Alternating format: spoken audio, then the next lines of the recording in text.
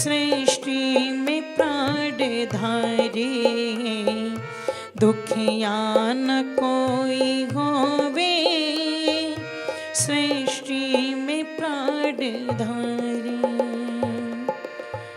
त्वमेव माता च पिता त्वमेव, त्वमेव बन्धुश्च सखा त्वमेव, त्वमेव विद्या द्रविणं त्वमेव, त्वमेव सर्वं मम देव देव, त्वमेव सर्वं मम देव देव, त्वमेव सर्वं मम देव देव।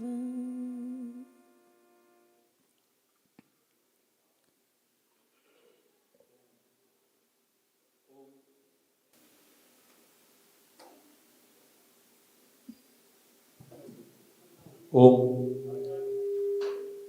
परमपिता परमात्मा की असीम कृपा से आज से आर्य समाज कीर्ति नगर का कार्यक्रम वेद प्रचार सप्ताह के अंतर्गत आरंभ हो रहा है। आप सबका उसमें स्वागत है। कल प्रातः हमने पहले प्रभात फेरी निकाली थी इस कार्यक्रम के प्रचारार्थ पूरे कीर्ति नगर में, और बहुत सुंदर शोभा यात्रा की तरह प्रभात फेरी निकली। आज अभी आपने यज्ञ किया, उसके लिए आप परमात्मा का आशीर्वाद प्राप्त कर रहे हैं। और अब इस कार्यक्रम को आगे बढ़ाते हुए आर्य जगत की सुप्रसिद्ध गायिका अंजलि आर्या जी हमारे बीच आई हुई हैं। अभी आपने उनके मुखवृंद से यज्ञ प्रार्थना सुनी। वो कोई पर्चे की मोहताज नहीं है और उनके साथ उनकी संगत कर रहे हैं ब्रजेश जी। बहुत सुंदर कार्यक्रम चलेगा। मैं अपनी वाणी को यहीं रोकते हुए आप सबका स्वागत करता हूं और अंजलि जी से अनुरोध करूंगा कि वो कार्यक्रम को आगे बढ़ाएं।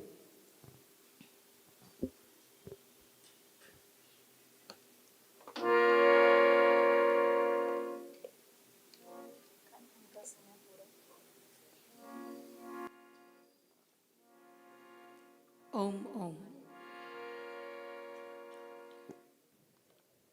परमपिता परमेश्वर की बड़ी महती अनुकंपा हम सब पर है। आइए अपनी व्यक्तिगत बातों को विराम देकर के हम सभी पवित्र पावन गायत्री मंत्र का उच्चारण करेंगे।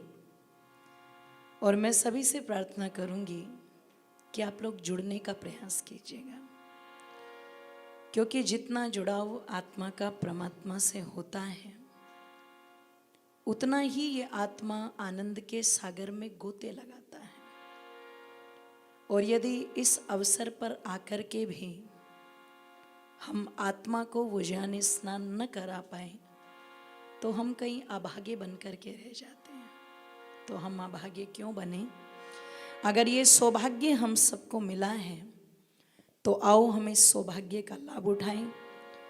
गायत्री मंत्र का आरंभ कर हम आज के इस पवित्र कार्यक्रम का शुभारंभ करेंगे। मेरे साथ मिलकर के गायत्री मंत्र का उच्चारण सभी करेंगे। ओम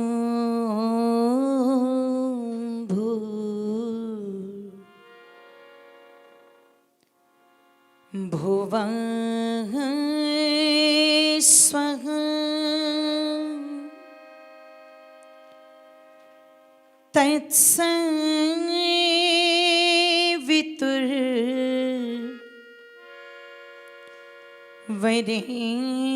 तत्सवितुर्वरेण्यं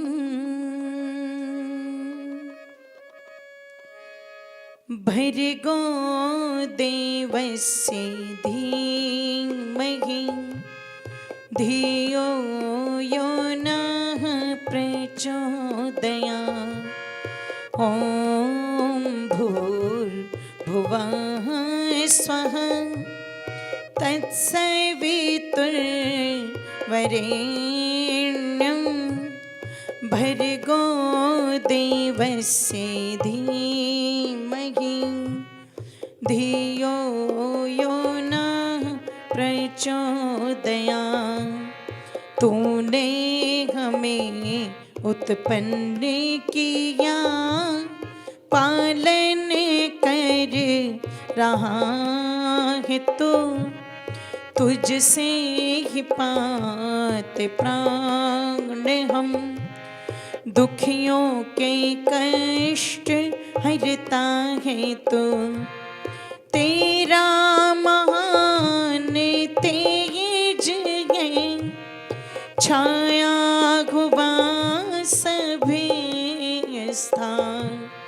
तेरा महान तेज है, छाया हुआ सभी स्थान।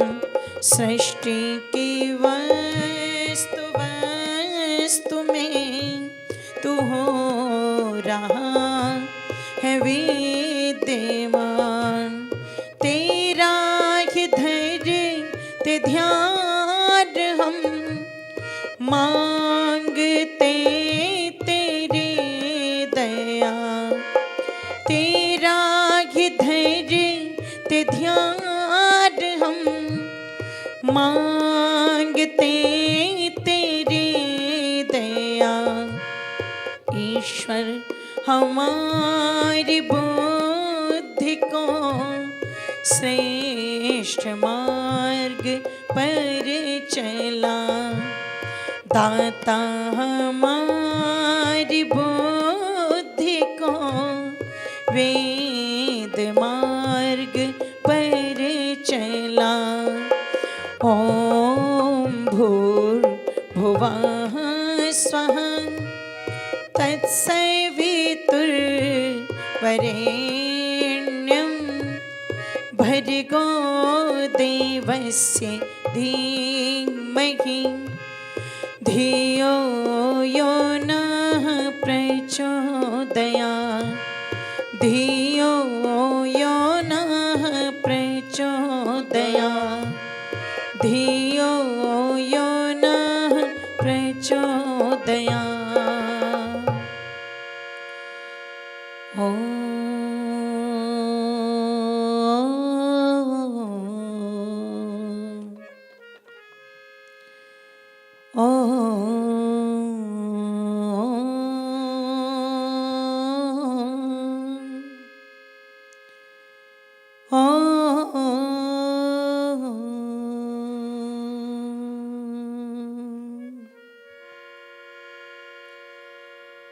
विष्णु कर्माणि पश्यत यतो वृतानि पश्पशि। इन्द्रस्य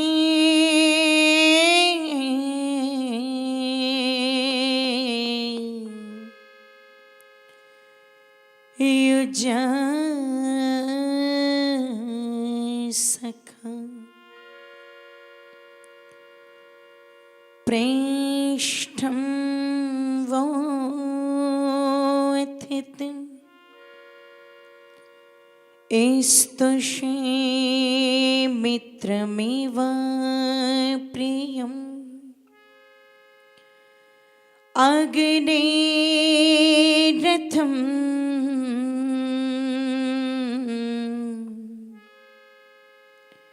नैवेद्यं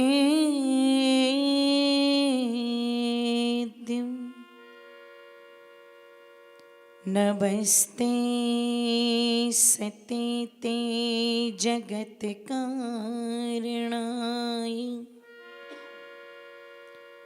नमस्ते चिते सर्वलोकाश्रयाय।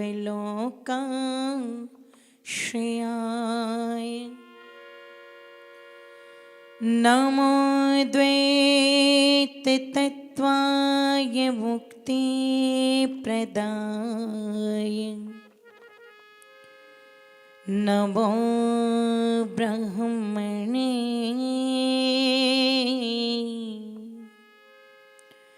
व्यापिने शाश्वताय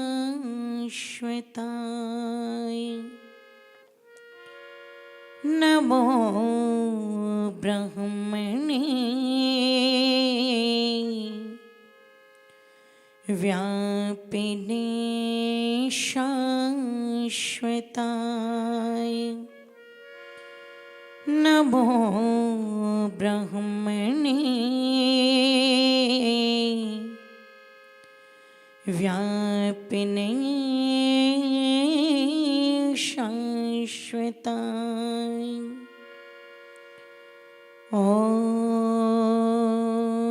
शांति शांति शांति।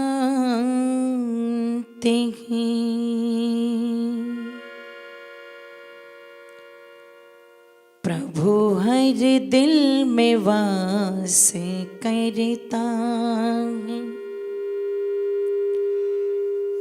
प्रभु हर दिल में वास करता है। जरे जरे में वो समाया है, प्रभु हर दिल में वास करता है, प्रभु हर दिल में वास करता है। जरे जरे में वो समाया है, उसकी महिमा को जानते ही नहीं, उसकी महिमा को जानते ही नहीं।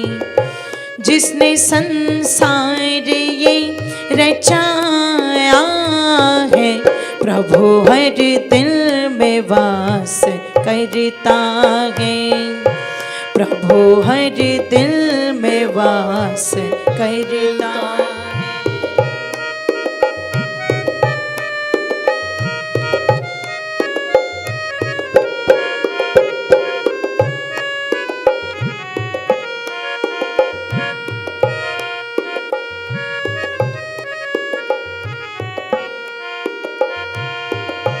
नीले जल में ये सितारे देखो, नीले जल में ये सितारे देखो, बड़े रंगीन नजारे देखो, बड़े रंगीन नजारे देखो।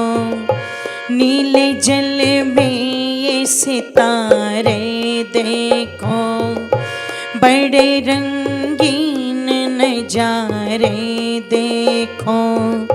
चांद सूरज के इशारे देखो, चांद सूरज के इशारे देखो, बहती वायु के फवारे देखो। कहीं बादल की गरज, कहीं बिजली की लरज, कहीं बादल की गरज, कहीं बिजली की लरज, कहीं बादल की गरज, कहीं बिजली की लरज। ये करिश्मा भी क्या दिखाया है, प्रभु हर दिल में वास करता है, प्रभु हर दिल में वास करता है।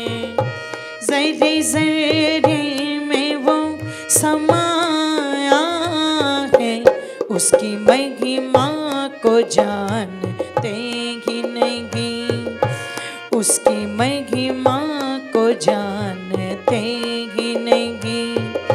जिसने संसार ये रचाया है, प्रभु हर दिल में वास करता है, प्रभु हर दिल में वास करता है।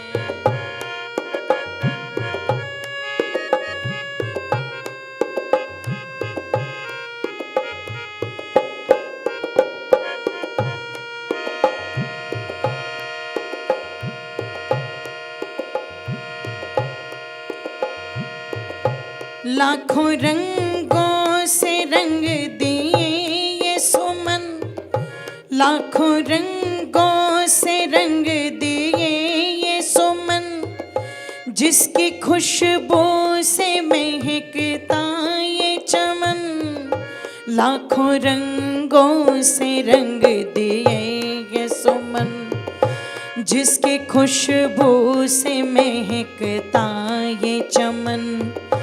पत्ते पत्ते की अलग है कतरन, वारे जगदीश तुझे है धन धन, वारे जगदीश तुझे है धन धन।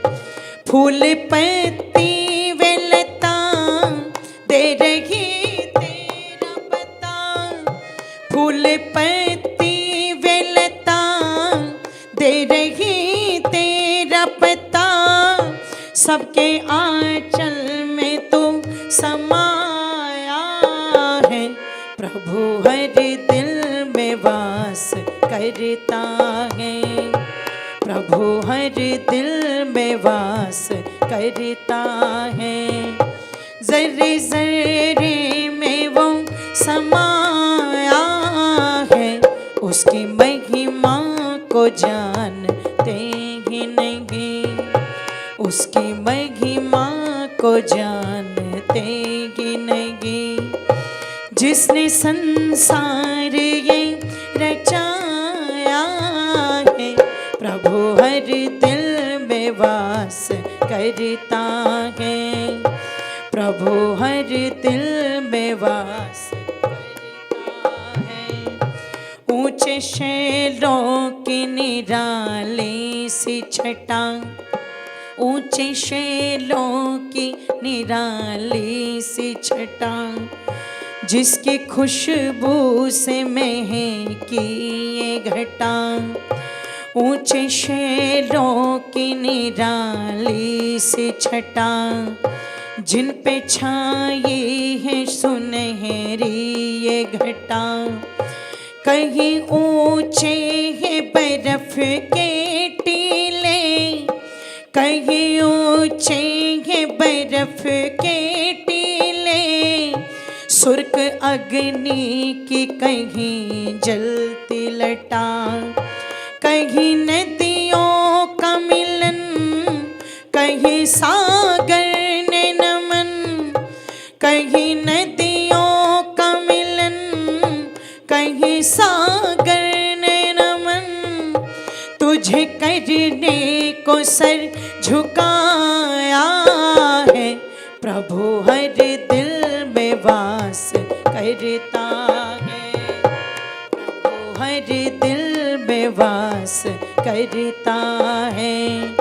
जर्रे जर्रे में वो समाया है, प्रभु हर दिल में वास करता है, प्रभु हर दिल में वास करता है। जर्रे जर्रे में वो समाया है, प्रभु हर दिल में वास करता है, प्रभु हर दिल में वास करता है। सारी सृष्टि को रचाने वाला, सारी सृष्टि को रचाने वाला, सबको दुखों से बचाने वाला, सबको दुखों से बचाने वाला, पापी दुष्टों को रुलाने वाला, नए नित नाच नचाने वाला, नए नित नाच नचाने वाला। कोई ना जान सके, नहीं पहचान सके, कोई ना जान सके, नहीं पहचान सके, बड़ी बेमोल उसकी माया है, प्रभु हर दिल में वास करता है, प्रभु हर दिल में वास करता है।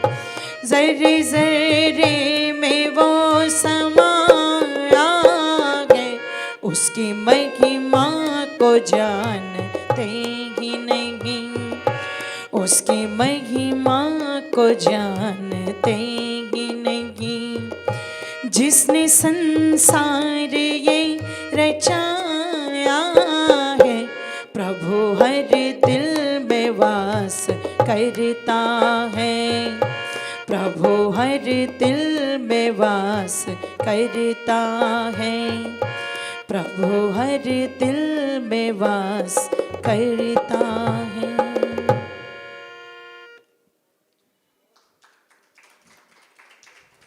बोलिए सत्य सनातन वैदिक धर्म की जय। बोलिए मर्यादा पुरुषोत्तम श्री रामचंद्र जी महाराज की जय। बोलिए योगीराज श्री कृष्ण चंद्र जी महाराज की जय। बोलिए युग प्रवर्तक महर्षि दयानंद जी महाराज की जय। बहुत ही आदर सम्मान श्रद्धा के योग्य ये सप्त दिवसीय कार्यक्रम की श्रृंखला जो आर्य समाज कीर्ति नगर के तत्वाधान में आज प्रातःकाल से आरंभ हुई है और आप लोगों के मध्य में मुझे दूसरी बार आने का ये अवसर मिला है। मैं एक बार आई थी पर वो समय बहुत छोटा रहा था, अल्पकाल के लिए। आज आप लोगों के मध्य में मुझे पुनः उपस्थित होने का ये सुअवसर मिला है और इसका श्रेय जाता है इस आर्य समाज के प्रधान आर्य श्री सतीश जी चड्ढा को, जिन्होंने इस कार्यक्रम की रूपरेखा को लगभग 1 वर्ष पहले ही बना लिया था। तो उन्हीं के कारण से मुझे आप सभी पवित्र आत्माओं के दर्शन हुए। मैं हृदय की गहराइयों से आप सभी का वंदन करती हूँ, अभिनंदन करती हूँ और प्रधान जी का धन्यवाद ज्ञापित करती हूँ। बहुत ही आदर और सम्मान श्रद्धा के योग्य इस आर्य समाज के उप प्रधान श्री राजेंद्र पाल आर्य जी, मंत्री पद को अलंकृत करने वाले आदरणीय श्री विनीत बहल जी, कोषाध्यक्ष श्री सुरेश तेजी जी और स्त्री आर्य समाज का प्रतिनिधित्व करने वाली आर्य समाज की प्रधाना आदरणीय श्रीमती कविता आर्या जी, आदरणीय मंत्राणी श्रीमती वीना ओब्रॉय जी, कोषाध्यक्ष श्रीमती विमल बुद्धि राजा जी, इनके अतिरिक्त और भी हमारे वो समस्त सम्मानित आर्यजन जो इस समाज को निरंतर गति प्रदान कर रहे हैं, मैं चाहूंगी एक बार जोरदार तालियां बजा के आप उनका स्वागत करें। इस सभा में उपस्थित सभी धर्मनिष्ठ महानुभाव, शक्ति स्वरूपा भक्ति स्वरूपा वंदनीय मातृशक्ति, मेरे साथ में वाद्य यंत्र पर बहुत अच्छी संगति दे रहे हैं आदरणीय भ्राता ब्रिजेश जी, और इस कार्यक्रम को पूरी तरह से लाइव चला रहे हैं आदरणीय श्रद्धेय भ्राता जी। आइए आप लोगों के मध्य में यज्ञ के पश्चात ये कुछ विचारों का एक ऐसा वातावरण बना है जिन विचारों के वातावरण के जुड़ने के साथ एक बात हमें समझ लेनी चाहिए कि हम इन विचारों को सुनते हैं और बार बार सुनते हैं। मैं समझती हूँ ऐसा कार्यक्रम विगत वर्षों में भी होता रहा है और संभवतः एक बार नहीं होता होगा, कई बार होते होंगे वर्ष में, क्योंकि ऐसे कई सारे हमारे सामने कारण उपस्थित होते हैं। हम जिस समय निश्चित बड़े धूमधाम से उनको मनाते ही हैं।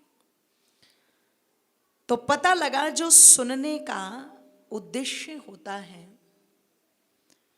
वह तभी काम करता है जब सुने हुए को व्यक्ति अपने आचरण, अपने व्यक्तित्व में धारण कर लेता है। और यदि हमने केवल सुना और सुनकर के अपने जीवन और अपने आचरण में धारण नहीं किया तो क्या होगा? जानकारी तो हमने बहुत सारी इकट्ठी कर ली, पर जब वो आचरण में नहीं आ पाती, व्यवहार में नहीं आ पाती, तो वही व्यक्ति के अंदर द्वंद्व पैदा करती है। और जिस समय वो विचारों का द्वंद्व होता है तो फिर दो पहलू वहां पर पैदा होते हैं। एक तो ये करूं और दूसरा होता है इसको बोल दो जरा ना करूं। और तब कई बार विद्वानों के सामने आकर के व्यक्ति खड़ा हो जाता है और कहता है, आप कहते हो कि ईश्वर का भजन करना चाहिए, भक्ति करनी चाहिए, संध्या करनी चाहिए, पर क्या करें? कोशिश तो बहुत करते हैं लेकिन हमारा मन, जोर से बोलो, नहीं लगता। आप कहते हो कि अगर आत्मिक उत्थान करना है और अगर आपको अपने संस्कार और विचारों के वातावरण को पवित्र बनाना है तो आपको स्वाध्याय करना चाहिए। पर हम देखते हैं कि रात्रि में प्रतिदिन ये विचार करेंगे कि हम 10 बजे सो जाएं, पर क्या करें, बिस्तर पर नींद नहीं आती। पर जैसे ही कोई पुस्तक उठाते हैं, कीर्तिनगर वालों जरा कह तो दो आगे एक बार, पता चला जो नींद की गोली डॉक्टर देते हैं उससे भी कहीं ज्यादा काम जो कर रही है वो पुस्तक कर रही है। पुस्तक उठाई, 4-5 पंक्तियां पढ़ी और तुरंत व्यक्ति की गर्दन झुकनी बोलो आरंभ हो जाती है। गलत तो नहीं है ना? क्या बात है, तुरंत व्यक्ति को नींद आनी शुरू हो जाती। बोले चाहते हैं कि स्वाध्याय करें लेकिन नींद आने लगती है। चाहते हैं कि एक एक मंत्र के अर्थ को जाने, लेकिन क्या करें, हमारे तो सर के ऊपर से निकल जाते हैं। और फिर हम दोष जानते हो किसको देते हैं? ऋषि दयानंद जी ने सत्यार्थ प्रकाश लिखा, हम चाहते हैं कि सत्यार्थ प्रकाश को पढ़ें, लेकिन क्या करें, महर्षि दयानंद जी की भाषा थोड़ी क्लिष्ट है, वो हमारी समझ में बोलो आती नहीं। मतलब उस पवित्र पावन कार्य को न करने के हमारे पास में बहुत सारे बहाने होते हैं, पर करने का बहाना हम लोग नहीं ढूंढ पाते। और जिस दिन करने का बहाना हमने ढूंढ लिया उस दिन आत्मिक उत्थान अपने आप हो जाएगा। और जब आत्मिक उत्थान अपने आप हो जाएगा तो जिस आनंद की तलाश में ये जीवात्मा इतने वर्षों से भटक रहा है ना, इसकी वो तलाश पूरी हो जाएगी। क्यों भटक रहा है जीवात्मा? उद्देश्य क्या है जीवात्मा का? धन चाहिए, उत्तर मिला नहीं। साधन चाहिए, उत्तर मिला नहीं। अच्छा भोजन चाहिए तो उत्तर क्या मिला? नहीं। और कोई और वस्तु की चाह हो? बोले नहीं। अच्छे मकान बना करके दे दें? बोले ना। बैंक बैलेंस बना करके दे दे? बोले ना। तो जीवात्मा कहता, भैया अगर तुम अच्छा मकान बनाओगे तो मेरे लिए नहीं, इस शरीर के लिए बनाओगे। मुझे तो मकान मिला हुआ है, मुझे मकान की आवश्यकता नहीं है। मकान की आवश्यकता शरीर को है। तो मकान बना के दोगे तो शरीर को दोगे, धन कमा करके लगाओगे तो शरीर पर लगाओगे, उत्तम भोजन खाओगे उसका लाभ शरीर लेगा, उत्तम वस्त्र पहनोगे उसका लाभ शरीर लेगा। मुझे इन सब की आवश्यकता नहीं है। तो क्या चाहिए? तब जीवात्मा कहता है, मुझे तो केवल और केवल वो भोजन चाहिए जिस भोजन से मैं बलवान बनता हूं। और वो भोजन क्या है? प्रश्न उठा, कस्मै देवाय हविषा विधेमा। तो ऋषि दयानंद कहते हैं, बस सकल उत्तम सामग्री को समर्पित करके जब कोई भक्त परमात्मा की भक्ति करता है तो वही आत्मा का सर्वोत्तम, बोल दो जरा, भोजन होता है। हम उस आत्मा को वो भोजन नहीं करा पा रहे हैं। शायद इसीलिए हमारे अंदर एक युद्ध चल रहा है, और ऐसा युद्ध चल रहा है कि बाहर के युद्ध में तो जीतना बड़ा आसान, पर व्यक्ति अगर हारता है तो अपने अंदर के, बोल दीजिए जरा, युद्ध से हारता है। और जब व्यक्ति अपने अंदर के युद्ध से हार जाता है तो धन होते हुए भी, संपत्ति होते हुए भी, साधन होते हुए भी वो व्यक्ति आत्महत्या कर लेता है, क्योंकि वो अपने अंदर के युद्ध से, बोलो, अब सहन नहीं होता उससे, सुना नहीं जाता उससे, अकेलापन सहा नहीं जाता उससे, धैर्य उसके अंदर नहीं रहा, सहनशीलता उसके अंदर नहीं रही, मनोबल इतना कमजोर होता है कि व्यक्ति भीड़ में भी अपने आप को अकेला महसूस करता है। साधन चारों तरफ हैं लेकिन वो साधन उसे सुख नहीं दे रहे, क्योंकि जीवन के अंदर साधनों से अगर सुख मिलता तो दुनिया के 90% लोग वो आत्महत्या ना करते जो साधनों से हर तरह से मजबूत है, प्रबल है। बिल्कुल ध्यान रखिएगा, कौन कर रहे हैं? वो कर रहे हैं जिनको सब कुछ मिला हुआ है, साधन सारे हैं उनके पास में। मुंबई के अंदर सुशांत सिंह राजपूत का उदाहरण आप ले लीजिए। कोई कमी थी क्या? बोलो, कोई कमी जीवन में नहीं थी, सारे साधन पास में थे। इवन वो धरती पर बैठ कर के नक्षत्रों की गणना करना, उनको देखना, आप चिंतन करना, विचार करना कि जो केवल धरती नहीं दूसरे प्लेनेट को भी बैठे बैठे धरती पर देख रहा और उनकी नॉलेज ले रहा है, वो व्यक्ति अंदर से इतना खोखला हो चुका है कि पता चला सहनशीलता के पार होकर के उसे पंखे से लटकना पड़ रहा है। जानते हो क्यों? साधन तो थे पर जीवन के अंदर साधना, बोल दो जरा, नहीं थी। जीवन के अंदर साधना नहीं थी। और जिस व्यक्ति के जीवन में साधना होती है उसके पास भले ही कुछ ना हो लेकिन वह व्यक्ति फिर भी कमजोर नहीं पड़ता। उसके पास कुछ नहीं है लेकिन फिर भी उसके चेहरे पर एक मुस्कुराहट बनी रहती है। उसके पास कोई सुख सुविधा नहीं है लेकिन फिर भी उसके शरीर से एक ऐसी पॉजिटिव एनर्जी क्रिएट होती रहती है, एक ऐसा ओरा उसका बना रहता है कि दूसरा भी अगर उसके संपर्क में जाता है तो एक बार को तो उसे भी लगता है कि दुनिया का सब कुछ छोड़ छाड़ के, बोलो जरा, इन्हीं के पीछे लग जाऊं, इन्हीं के पीछे लग जाऊं। इसलिए पता लगा दुनिया का कोई भी ऋषि मुनि विद्वान किसी राजा के पीछे लगा हो या न लगा हो, पर राजा ऋषि मुनियों के पीछे लगते हुए अनेक बार देखे गए, अनेक बार देखे गए। जानते हो क्यों? क्योंकि उनके पास में धन का सुख तो था पर परमात्मा का सुख, बोल दो जरा, और वो सुख ऐसा निराला है कि उसको पाकर के किसी और सुख की कोई आवश्यकता, तालियों को खोल भी देना और बोल भी देना, नहीं नहीं नहीं नहीं, नहीं। भजन के साथ तालियां बजानी, राजनीति वाली तालियां नहीं, भजन वाली तालियां। कि दाता तेरी भक्ति का सुख है निराला, अमृत पीवे कोई कर्मा वाला। दाता तेरी भक्ति का सुख है निराला, अमृत पीवे कोई कर्मा वाला, अमृत पीवे कोई कर्मा वाला।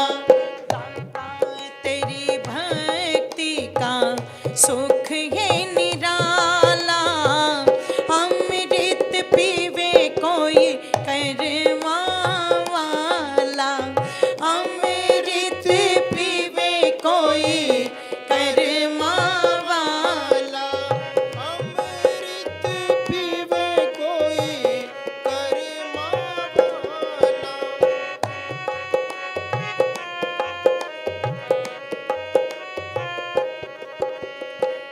दाता तेरे तेरे का जो है पुजारी, दाता तेरे तेरे का हो, दाता तेरे तेरे का जो है पुजारी, आशा तृष्णा मिटे मन की सारी, आशा तृष्णा मेटे मन की सारे, भक्ति में मन ये, भक्ति में मन ये होवे मत वाला, अमृत पीवे कोई करवा वाला, अमृत पीवे कोई करवा वाला, दाता तेरी भक्ति का सुख है निराला, अमृत पीवे कोई करवा वाला, अमृत पीवे कोई करवा वाला, अमृत पीवे कोई कर्मा वाला।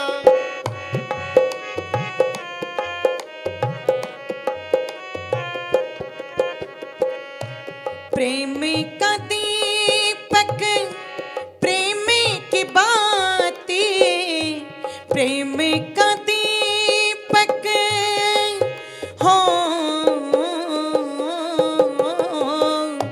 प्रेम का दीपक प्रेम की बातें, जगमग ज्योत जले रे दिन राती, जगमग ज्योत जले रे दिन राती, मन मंदिर में, मन मंदिर में होवे उजियाला, अमृत पीवे कोई करवा वाला, अमृत पीवे कोई करवा वाला, दाता तेरी भक्ति का, दाता तेरी भक्ति का सुख है निराला, अमृत पीवे कोई करवा वाला, अमृत पीवे कोई करवा वाला, अमृत पीवे कोई करवा वाला, अमृत पीवे कोई कर्मा वाला।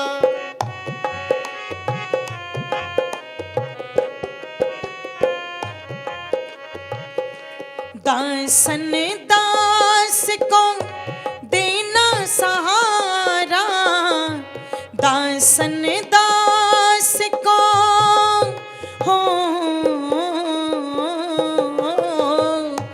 दासन दास को देना सहारा, भव सागर से पार उतारा, भव सागर से पार उतारा, कृपा करोगे, कृपा करोगे दीन दयाला, अमृत पीवे कोई करवा वाला, अमृत पीवे कोई करवा वाला, दाता तेरी भक्ति का, दाता तेरी भक्ति का सुख है निराला, अमृत पीवे कोई करवा वाला,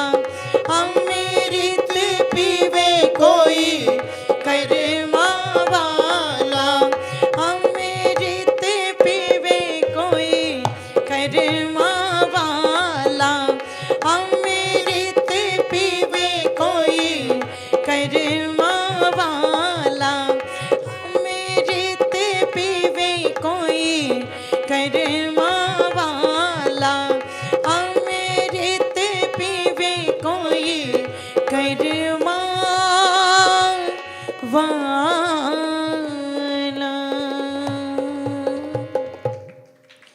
बोलिए सत्य सनातन वैदिक धर्म की, जय। बोलिए मर्यादा पुरुषोत्तम श्री रामचंद्र जी महाराज की, जय। बोलिए योगीराज श्री कृष्ण चंद्र जी महाराज की जय बोलिए युग प्रवर्तक महर्षि दयानंद जी महाराज की जय। दाता तेरी भक्ति का सुख है निराला और अमृत पीवे कोई बोलो कर्मा वाला। उस परमपिता परमेश्वर का वो आनंद इतना निराला है कि जिसको मिल जाता है वास्तव में ये सोच लो बस उस पर परमात्मा की कृपा बरस जाती है। और जो उसको चाहता है उसकी कृपा को चाहता है वो मिलती भी उसे ही है। आप सब स्वाध्यायशील यहाँ पर बैठे हैं, आप सब जानते हैं। निवेदन कर दूं सत्यार्थ प्रकाश के अंदर महर्षि दयानंद लिखते हैं एक शब्द है दया और एक शब्द है कृपा। तो ऋषि ने क्या कहा? परमात्मा दयालु है। बोले क्यों दयालु है? कि परमात्मा इसलिए दयालु है कि परम पिता परमेश्वर की जो दया है वो सब पर है। आज कोई अपने आप को कहे कि मैं तो हिंदू हूं, मैं शिव को मानता हूं। कोई कहे मैं तो मुस्लिम हूं, मैं तो खुदा को मानता हूं। कोई कहे मैं तो ईसा मसीह को मानने वाला हूं, मैं वाहेगुरु को मानने वाला हूं। भैया तुम मानो, कोई दिक्कत नहीं है। तो ऐसा पक्षपात नहीं है जैसा पक्षपात इन तथाकथित मत संप्रदाय के ग्रंथों में देखने को मिलता है कि बस इसी कौम का भला करेगा अल्लाह। तो ध्यान रखना, आध्यात्मिकता में, स्पिरिचुअलिटी में ऐसा बिल्कुल भी नहीं है। और इस बात का अगर हमें पता लगाना हो तो बोले कैसे लगाएं? कि देखो जब घर में लाइट जलती है तो जिसने जितनी बिजली का प्रयोग किया उसका बिल उतना ही आएगा या पड़ोसी का बिल भी उसमें ऐड हो जाएगा? बोलो कितना आएगा? डेफिनेटली जितना आपने उसको यूज किया है ना। जिसने कम यूज किया उसका बिल कम होगा, जिसने ज्यादा यूज किया उसने बिल बोलो ज्यादा भरा होगा। पर आप सोचो कि परमात्मा की इलेक्ट्रिसिटी, परमात्मा का ये सूर्य, जब ये सूर्य निकलता है तो क्या ऐसा लगता है कि किसी पर धूप ज्यादा पड़ती होगी और किसी पर धूप कम पड़ती होगी? बोलो ऐसा तो नहीं ना। कोई उसका नाम लेता है, कोई उसकी भक्ति करता है, उसको ज्यादा मिलती होगी ऊर्जा, विटामिन डी, और जो उसकी भक्ति नहीं करता उसको कम मिलती होगी। ऐसा है क्या? बराबर। गुजराती का एक शब्द है, कभी गुजरात में जाते हैं ना तो बराबर, वो बार बार उनसे सुनने को मिलता बरोबर। तो पता लगा कि उस परमात्मा की दया का ऋषि दयानंद क्या कहते हैं? वो दयालु है। क्यों दयालु है? कोई पक्षपात नहीं, कोई भेदभाव नहीं। ध्यान रखिएगा, इतना दयालु है, कोई उसका नाम ले या न ले पर उसकी ये ऊर्जा, उसका ये प्रकाश सबको मिल रहा है। उसके चंद्रमा की शीतलता बोल दो जरा, सबको मिल रही है। इसलिए जब हम इस पृथ्वी पर रहते हैं, इस प्लैनेट पर रहते हैं, तो अमेरिका कुछ चीज़ों में अपना ज़्यादा अधिकार जमा सकता है, या रूस अपना कुछ चीज़ों में ज़्यादा अधिकार जमा सकता है, या भारत अपना कुछ चीज़ों में ज़्यादा अधिकार जमा सकता है। हर लोग कहीं ना कहीं, हर देश का व्यक्ति किसी न किसी चीज़ को पेटेंट करा करके अपना कॉपीराइट बना करके बैठा है। पर लेकिन जब इस पृथ्वी से बाहर ये निकल जाए चंद्रमा पर, बताओ किसी का कॉपीराइट है वहाँ पर? अगर अपने यंत्र अमेरिका के लोग भेज सकते हैं तो भारत के लोग भी भेज दो, भेजते ही हैं, सब भेज सकते हैं, कोई कॉपीराइट नहीं है। क्योंकि उसके चंद्रमा की जो शीतलता है वो अमेरिका वालों को भी उतनी मिल रही है और भारत वालों को भी उतनी मिल रही है। बस इतना अंतर हो सकता है कि अब हम चंद्रमा की तरफ बढ़ रहे हैं और अमेरिका वाले उधर से सूर्य की तरफ बढ़ रहे होंगे। जब वो सूर्य विटामिन डी ले चुके होंगे वो फिर चंद्रमा पर आएंगे और हम फिर सूर्य पर बोलो उसके संपर्क में आ जाएंगे। लेकिन वो चंद्रमा की शीतलता मिल सबको रही है। तो वो कहाँ? वो दयालु है। वो इतना दयालु है कि अगर कोई व्यक्ति बीमार हो जाए और उसे ऑक्सीजन की आवश्यकता हो और उसको हॉस्पिटल के अंदर लेकर के जाए तो 24 घंटे के अंदर डॉक्टर जो ऑक्सीजन का सिलेंडर उन्होंने मरीज को दिया है उसका बिल थमा देते हैं लिख करके, साहब इतना बिल आया है 24 घंटे का, 24 आवर्स इतना लगेगा चार्जेस। तो वो तो बड़े बड़े हॉस्पिटल वाले ले रहे हैं ना, पर बचपन से लेकर के, जन्म से लेकर के और इनफैक्ट माँ के गर्भ तक तब से लेकर के आज तक हमने कितनी ऑक्सीजन मुफ्त में ले ली, और जब ली तो शुद्ध रूप में ली, और जब छोड़ी तो उसको कार्बन डाइऑक्साइड में बोलो कन्वर्ट करके छोड़ी। मतलब ली तो शुद्ध और छोड़ा उसको अपवित्र करके। इसीलिए तो प्रकृति का बैलेंस कहीं ना कहीं बिगड़ता है, क्योंकि अशुद्धि के काम तो सारे मनुष्य ने कर दिए। मनुष्य के इतर संसार में कोई भी प्राणी प्रकृति में गंदगी नहीं फैलाता है। अगर गाय गोबर भी करती है तो वो गोबर भी ऐसा है कि उसका भी लाभ मिलता है पृथ्वी को। इसलिए किसी ने कई करोड़ लगा करके भी मकान बनाया हो तो पंडित जी ये नहीं कहते कि मनुष्य वाला मटेरियल लेके आओ। क्या कहते हैं वो वहां पर? गाय का गोबर लेकर के आओ। जंगल के अंदर जाकर के देखा जाए, जो तालाब है सेंचुरी के एरिया में मोस्टली जो तालाब होते हैं, आप उनको जाके देखो तो उनका जल आपको बिल्कुल साफ सुथरा मिलेगा। वहां खूब पशु पक्षी पानी पीते हैं पर वो फिर भी साफ मिलेगा। और आप हरिद्वार गंगा जी पर चले जाओ, आप वहां की स्थिति देख सकते हो। जहां जहां मनुष्य नहीं पहुंचा वहां खूब सफाई मिलेगी, और जहां ये मनुष्य पहुंच गया वहां दब करके गंदगी मिलेगी। इसीलिए कहीं ना कहीं प्रकृति अपने संतुलन को खो रही है, और जब प्रकृति अपने संतुलन को खो रही है तो फिर क्या हो रहा है? फिर ये कोरोना जैसी महामारी चल करके हम पर ही भारी पड़ रही है। इसीलिए क्या होता था, जब पहले कोई गलत व्यक्ति कुछ काम कर देता था गलत, आप जवाब देना बच्चों, अगर कोई अपराधी अपराध कर दे और पुलिस वाले उसे मीडिया के सामने लेकर के आते हैं तो आपने अक्सर देखा होगा उसका मुंह यहां से भी और यहां से भी, जोर से बोलो। आतंकवादी अगर आते हैं किसी लाइव वीडियो पर, IAS वाले आते थे तो वो जब भी कोई लाइव वीडियो बनाते थे और उसका टेलीकास्ट करते थे तो उनका मुंह यहां से और यहां से, बोलो। इससे पता चला कि जब कुछ गलत कर देते ना तो मुंह ढकने की जरूरत पड़ती है, मुंह ढकने की जरूरत पड़ती है। अब आप सोचो जिनके मुंह पर मास्क लगे हुए हैं, समझदार हैं, है ना, कुछ तो ऐसी गलती जरूर हुई है। एक कवि ने लिखा बड़े सुंदर शब्दों में कि कुछ तो गुनाह हुआ जिसमें सभी शामिल है, केवल मैं नहीं, हम सब के माने पृथ्वी के सब लोग।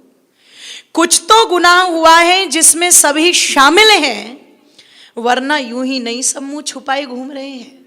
ये जो मुंह छुपा करके घूम रहे हैं ना, ये प्रकृति के संतुलन को बिगाड़ने में जो हम लोगों ने अपनी भूमिका निभा दी, ये प्रकृति उसी अभिशाप के रूप में कहीं ना कहीं हम पर बरस रही है। इसलिए मुंह छुपाना पड़ रहा है, क्योंकि प्रकृति माँ से हमने ले तो लिया, पर माँ को बदले में जो देना चाहिए था वो देने का कार्य हमारे द्वारा नहीं हुआ। प्रकृति भी रेस्ट चाहती है, प्रकृति भी अपना भोजन चाहती है, प्रकृति भी श्वास चाहती है, और उसका जो श्वास था, उसका जो भोजन था, वो था यज्ञ, वो था यज्ञ। उस यज्ञ को तो केवल और केवल बस मैं कहती हूं आर्य समाज से जो जुड़ गए, महर्षि दयानंद की पद्धति से जो जुड़ गए, वही तो उस यज्ञ को अपना करके चल रहे हैं। अन्यथा ऋषि दयानंद के इतर जो दूसरे लोग यज्ञ भी कर रहे हैं तो वो क्या करते हैं? उसमें दही डलवा दी, उसमें केला डलवा दिया, उसमें ऐसे ऐसे पदार्थ डलवा दिए अग्नि के अंदर कि जो पदार्थ जल करके लाभ नहीं पहुंचाएंगे, उल्टा क्या पहुंचाएंगे, बोलो, हानि पहुंचाएंगे। इसलिए महर्षि दयानंद ने बड़ी सावधानी रखते हुए ये कहा था, सुगंधित, मिष्ट, पौष्टिक और रोगनाशक केवल 4 प्रकार के पदार्थों से ही यज्ञ करना, और कोई पदार्थ उस सामग्री के अंदर मिलाने का प्रयास, बोलो, मत करना। केवल इन पेड़ों की समिधाओं का प्रयोग यज्ञ में करना, सब पेड़ों की समिधा बना करके आप अग्नि में, बोलो, नहीं चल सकते। इस घी का प्रयोग यज्ञ में करना, सब प्रकार के घृत को आप अग्नि में नहीं जला सकते, क्योंकि अग्निर्वै देवा नाम मुखम, आप जो अग्नि को दोगे वही तो देवताओं तक पहुंचेगा, और जो देवताओं तक पहुंचेगा तो रिप्लेसमेंट वहां से वही तो होगा। अब हम देवताओं को जो देंगे, ध्यान रखिएगा, वही हम तक लौट करके आता है। और हम एक देते हैं तो उसके बदले में कई गुना हमें बढ़ करके वो बोलो मिलता है। निवेदन कर दूं, जब तक इस कार्य को करते रहे, ऋषि दयानंद कहते हैं, तब तक ये आर्यावर्त देश हर प्रकार से सुख समृद्धि से पूरित रहा।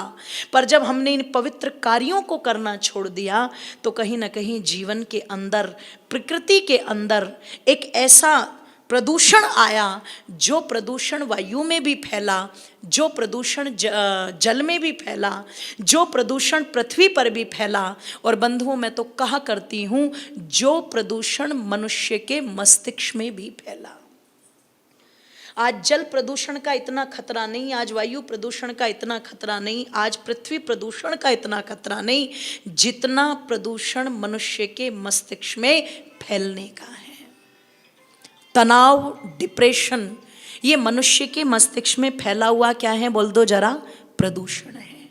अगर इस प्रदूषण को दूर करना है तो ऋषि कहते हैं फिर समझो उस परमात्मा को कि परमात्मा की दया सब पर है, पर दया से प्रदूषण दूर नहीं होगा। किससे होगा? बोले कृपा से होगा, कृपा से होगा। और वो कृपा कब होगी? वो भी तो सब पर होगी ना। तो ऋषि दयानंद क्या कहते हैं? ना ना ना ना ना ना, परमात्मा की दया तो सब पर है, पर कृपा सब पर बोलो, कृपा सब पर नहीं है। तो ऋषि से पूछा फिर वो कृपा की प्राप्ति कैसे होगी? महर्षि दयानंद कहते हैं परमात्मा की कृपा उसी पर होगी जो उस कृपा के लिए अपने आप को पात्र बनाएगा। और आप सोचो, कौन व्यक्ति ऐसा है जो अपने आप को परमात्मा की कृपा का पात्र बनाता है? सुबह से लेकर के शाम तक हमारी वो कौन कौन सी गतिविधियां हैं जो हम पर परमात्मा की कृपा को बरसा सकती हैं? जरा सोचना एक बार। क्या प्रातःकाल बिस्तर से उठते समय ही हमें अपना खाली मोबाइल फोन याद आता है? या नाश्ते में क्या बनना है ये याद आता है? या मुझे उठते के साथ में ही गर्म पानी पीना, नींबू पानी पीना ये याद आता है? या मुझे उठते के साथ में आज किससे कितना लेना है और किसको कितना बोल दो जरा देना है ये याद आता है? या मुझे आज शॉपिंग करने के लिए किस मार्केट में जाना है ये याद आता है? या मुझे औपचारिकता निभाने के लिए आज किनसे मिलना है ये याद आता है? या फिर मुझे सुबह उठते के साथ मेरी आंखें खुलते समय मुझे तुरंत एकदम परमात्मा याद आता है? प्रातरग्निम प्रातरिंद्रम हवामहे, हे प्रभु तेरी कृपा से मैं उठा हूँ, नहीं तो पता नहीं कितने लोग ऐसे होंगे जो सो तो गए पर कह तो दो एक बार, उठ नहीं पाए, उठ नहीं पाए, पर मैं उठ गया, सही सलामत उठ गया। मैं इस उठने के लिए भी क्या करता हूं तेरा? जोर से बोलो, क्या बात है। इसका मतलब वो अपने आप को परमात्मा की कृपा के नजदीक ले जा रहा है। वो उठ करके जब चलता है और चल करके पता लगा स्नान की तैयारी करता है, तो आपो हिष्टा मयो भुवस्तान ऊर्जे दधातना, वो उस समय भी परमात्मा का धन्यवाद करके कहता है परमात्मा जल आपने कितना पवित्र बनाया, ये जल आपने कितना पवित्र बनाया, जैसे ये जल मेरे शरीर की समस्त गंदगी को धो रहा है।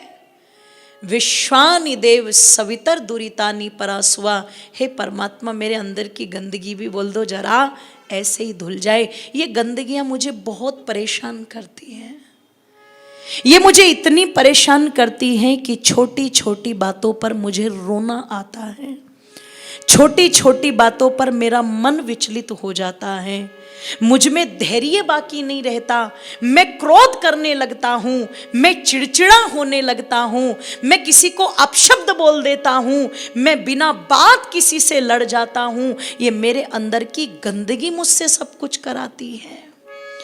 जैसे दुर्योधन ने कहा था कि जानामि धर्मम न च मे प्रवर्ति, जानामि अधर्मम न च वे निर्वर्ति, मैं धर्म को भी जानता हूं पर मेरी रुचि नहीं है उसमें, और मैं अधर्म को भी जानता हूं पर अधर्म से मेरा छुटकारा नहीं है। मुझे ऐसा लगता है मेरे अंदर कोई बैठ करके मुझे धर्म से हटा करके किसकी ओर ले जा रहा है। हमारे साथ भी ये होता है, हम स्वीकार करें या ना करें, पर कभी कभी हमारी बुराइयां हमारे ऊपर इतनी हावी हो जाती हैं, इतनी प्रबल हो जाती हैं कि उनके सामने हम बोलने लगते हैं और वो हमारे सामने बहुत बड़ी लगती हैं। और जब वो हम पर हावी हो जाती हैं तो वो हमसे कुछ ना कुछ गड़बड़ तो बोल दो जरा कराई देती है ना। इसलिए कुछ पंक्तियां लिखी थी मैंने। उस प्रभु से प्रार्थना करता है, वो कृपा को चाहने वाला प्रभु, जैसे जल से शरीर की गंदगी मलिनता दूर हो रही है, वैसे मेरे अंदर की मलिनता भी दूर हो जाए। इसलिए मैं कह रहा हूं मेरे दुर्गुणों को मुझसे दूर कर दो। भद्रम तन्न आसवा, जो भद्र कल्याणकारी है वो मेरे जीवन में ला दो। और कैसे ला दो कि मेरी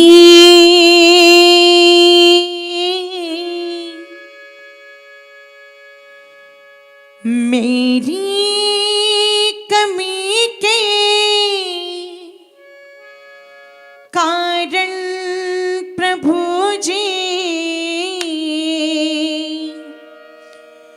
दूर मुझे मत कर देना, त्यागो सब दुर्व्यसनों को ऐसा प्रभु जी वर देना, त्यागो सब दुर्व्यसनों को ऐसा प्रभु जी वर देना। मेरी कमी के कारण प्रभु जी दूर मुझे मत कर देना, त्यागो सब दुर्व्यसनों को ऐसा प्रभु जी वर देना, त्यागो सब दुर्व्यसनों को ऐसा प्रभु जी वर देना।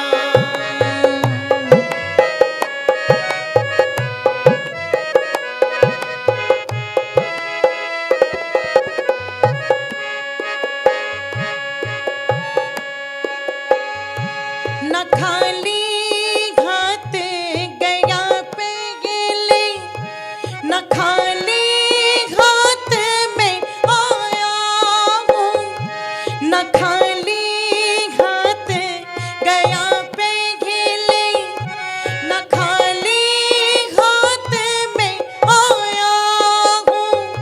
मेरे कर्मों की जो गठरी गई उसे संग में रख कर लाया हूँ। मेरे कर्मों की जो गठरी गई उसे संग में रख कर लाया हूँ, उसे संग में रख कर लाया हूँ। भोगो भो खुशी से सारे शक्ति है ईश्वर देना, त्यागो सब दुर्व्यसनों को ऐसा प्रभु जी वर देना, त्यागो सब दुर्व्यसनों को ऐसा प्रभु जी वर देना।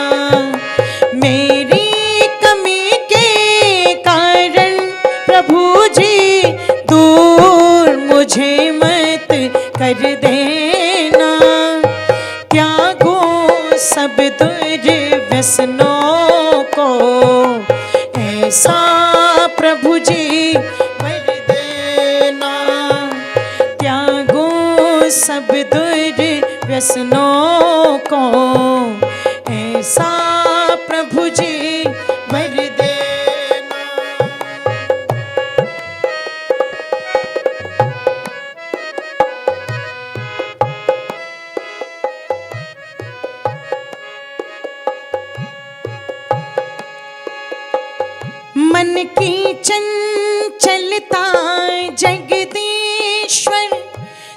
पास नाने देती है मन की चंचलता जगदीश्वर तेरे पास नाने देती है चाह मैं तेरी बन जाऊं पर रोक मुझे ये लेती है चाह मैं तेरी बन जाऊं पर रोक मुझे ये लेती है पर रोक मुझे ये लेती है सूरज जैसा करके उजाला तुमको दूर हटा देना त्यागो सब दुर्व्यसनों को ऐसा प्रभु जी वर देना त्यागो सब दुर्व्यसनों को ऐसा प्रभु जी वर देना मेरी कमी के कारण प्रभु जी दूर मुझे मत कर देना त्यागो सब दुर्व्यसनों को ऐसा प्रभु जी वर देना त्यागो सब दुर्व्यसनों को ऐसा प्रभु जी वर देना ऐसा प्रभु जी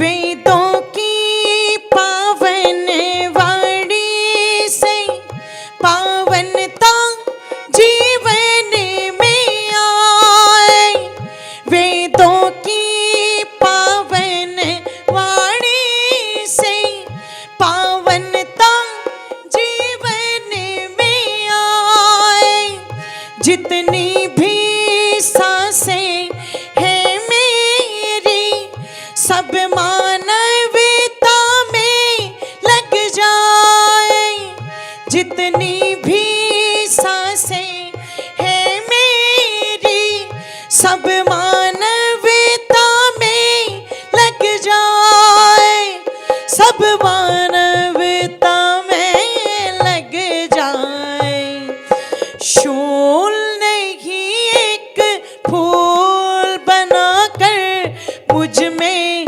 सुगंधी भर देना त्यागो सब दुर्व्यसनों को ऐसा प्रभु जी भर देना त्यागो सब दुर्व्यसनों को ऐसा प्रभु जी भर देना मेरी कमी के कारण प्रभु जी दूर मुझे मत कर देना त्यागो सब दुर्व्यसनों को ऐसा प्रभु जी वर देना त्यागो सब दुर्व्यसनों को ऐसा प्रभु जी वर देना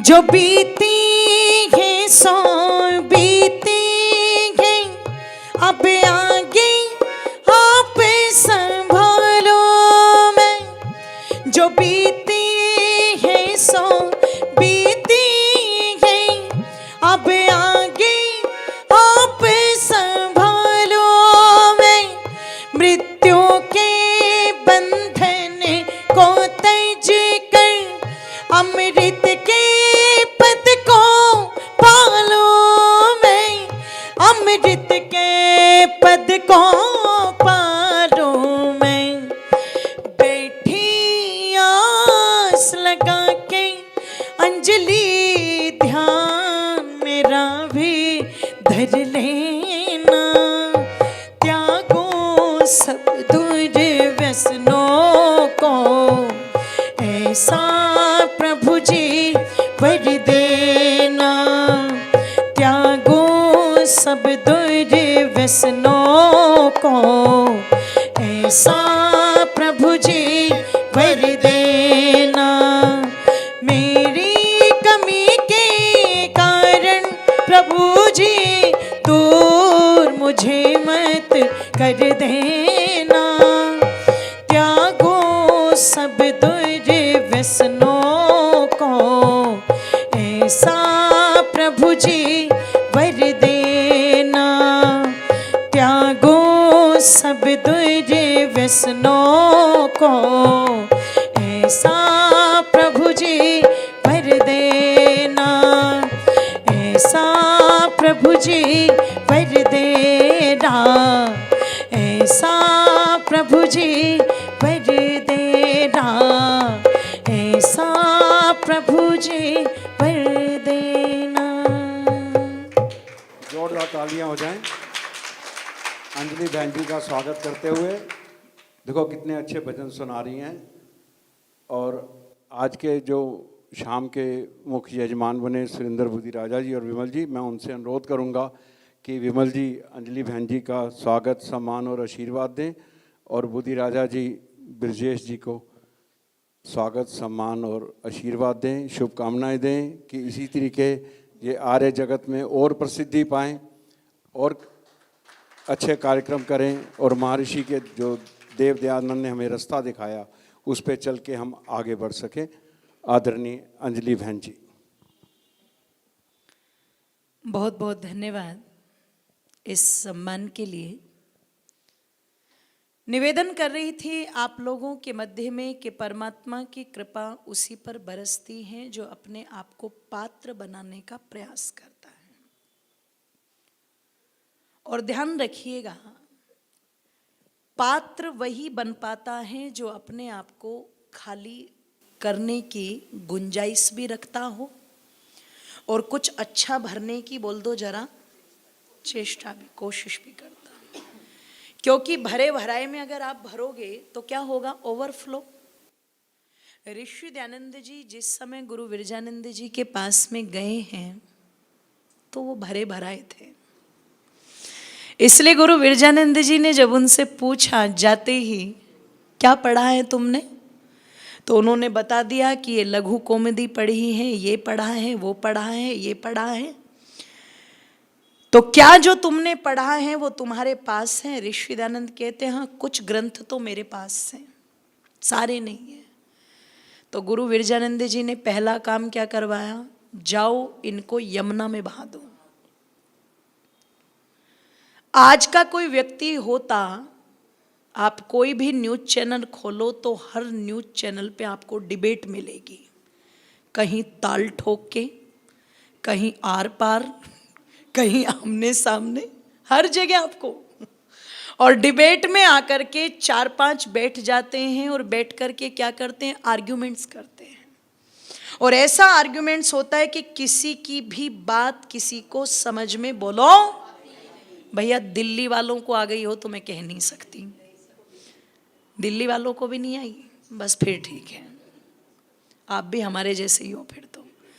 आज तक मैंने एक भी डिबेट ऐसी नहीं देखी, एक भी डिबेट जिसका कोई निष्कर्ष अच्छा सा निकला हो और परिणाम निकल करके बड़े शांतिपूर्वक वो बंद हुई हो। ध्यान रखना, प्रत्येक व्यक्ति अपनी अपनी ढपली पर अपना अपना राग अलापता है और प्रत्येक व्यक्ति सोचता है मैं इससे ऊंचा बोलूं, मैं इससे ऊंचा बोलूं, मैं इससे ज्यादा क्रोध में बोलूं, मैं इससे ज्यादा क्रोध में बोलूं। तो चैनल वाले भी जो सज्जन लोग अपनी बात समझदारी से कहते उन्हें नहीं लाते, उन चिल्लरों को ला करके बैठा देते हैं जो खूब खनकते हैं। जेब के अंदर, पर्स के अंदर बड़े बड़े नोट कभी नहीं बजते, क्या बजते हैं? चिल्लर बजते हैं। उन्हें ला करके बैठाया जाता है। आर्ग्यूमेंट्स है वहां पर, तो कुतर्क खूब कुतर्क करो। पर जब यहाँ विरजानंद जी कह रहे हैं कि जाओ और जाकर के इन्हें यमुना में बहा दो, ऋषि दयानंद जी ने वहां पर कुतर्क नहीं किया। दयानंद दयानंद क्यों है? कभी सोचा आप लोगों ने? दयानंद के गीत तो हम बहुत गाते हैं, पर दयानंद दयानंद क्यों है? क्योंकि दयानंद जहां सत्य का पक्ष आता है वहां चट्टान की तरह मजबूत बन करके खड़े हो जाते हैं, और जहां असत्य का पक्ष आता है वहां पर महर्षि दयानंद इंच भर भी हिलना पसंद, बोल दो जरा। थियोसॉफिकल सोसाइटी के सदस्य ऋषि दयानंद जी को आकर के कहते हैं, हम सब आपके पास आए हैं, हम सब आपके संगठन से, आपके मिशन से, आपके ऑर्गेनाइजेशन से जुड़ना चाहते हैं। ऋषि दयानंद ने कहा दरवाजे खुले हैं, आइए, स्वागत है आपका। अगर आप वेद की विचारधारा के साथ में जुड़ना चाहते हैं तो इससे बड़ा सौभाग्य कोई हो ही नहीं सकता। अगर आप सच्चे अर्थों में ईश्वर की मान्यता को जानना चाहते हैं तो इससे बड़ी बात और हो ही नहीं सकती। और मैं कौन होता हूं आपको रोकने वाला? मैं तो चाहता ही हूं कि पूरी दुनिया वेदों की ओर लौटे। तो थियोसॉफिकल सोसाइटी के सदस्यों ने कहा बिल्कुल ठीक, हम सब आपके साथ में जुड़ने को तैयार हैं, बस एक छोटी सी हमारी कंडीशन है, एक छोटी सी हमारी शर्त है, अगर आप उसको मान ले तो हम लोग अभी जुड़ जाएंगे। ऋषि दयानंद ने कहा बोलो। वो कहते हैं आपने आर्य समाज के 10 नियम बनाए। महर्षि दयानंद कहते हैं आपको कोई आपत्ति? बोले नहीं, बहुत अच्छे हैं। सब सत्य विद्या और जो पदार्थ विद्या से जाने जाते हैं उन सब का आदि मूल बहुत अच्छे हैं, बहुत अच्छे हैं। प्रत्येक को अपनी उन्नति में संतुष्ट न रहना चाहिए, अपितु सबकी उन्नति में बोलो बहुत अच्छे हैं। लेकिन इन 10 नियमों में जो तीसरा नियम है, जरा बोलना तो एक बार सब बच्चे।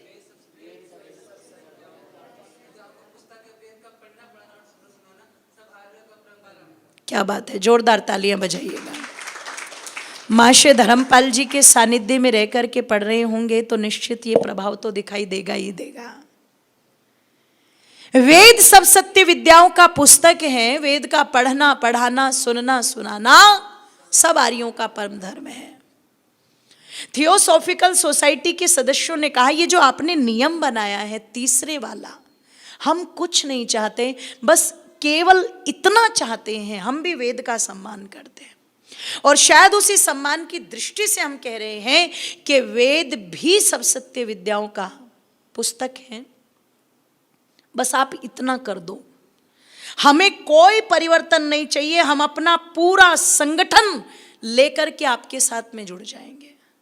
ऋषि दयानंद कहते हैं जो रास्ता आने के लिए था ना, वही रास्ता बोल दो जरा बाहर जाने के लिए भी है। जिस सम्मान से आप आए थे उस सम्मान से आप बाहर क्यों जा सकते हो?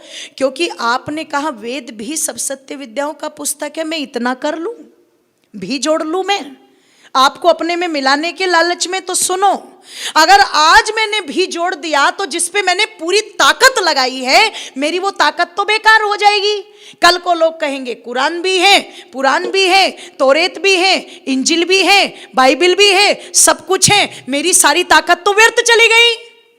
तुम जाओ और जाते जाते ये सुनते जाओ, वेद ही सब सत्य विद्याओं का पुस्तक है, ये तो हो सकता है, पर वेद भी सब सत्य विद्याओं का पुस्तक है, ये नहीं हो सकता।